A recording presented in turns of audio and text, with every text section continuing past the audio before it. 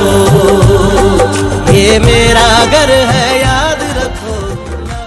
Chairman UC2 قاری اسرار خان سواتی نے chairman کولنگی town محمد نعیم شیخ کی جانب سے یوم آزادی پاکستان کے موقع پر ایک پرجوش جشن آزادی ریلی میں شرکت کی۔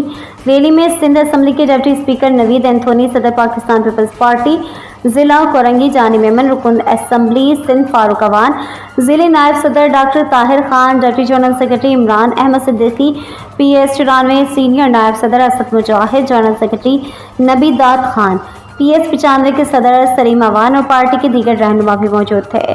ریلی میں شرکا نے قومی پرچم اٹھائے ہوئے تھے اور ملی نغموں کی دھنوں پر پاکستان زندہ باد کے نعرے لگا کر اپنے جوش و خروش کا مظاہرہ کیا۔ اسکول کے طلباء کی شرکت نے ریلی کو ایک خاص رونق بخشی۔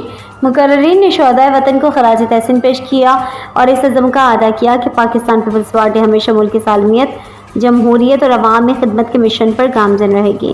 ریلی کا اختتام دعا کے ساتھ کیا گیا، جس میں پاکستان کی سالمیت، ترقی اور استحکام کے لیے نیک خواہشات کا اظہار کیا گیا۔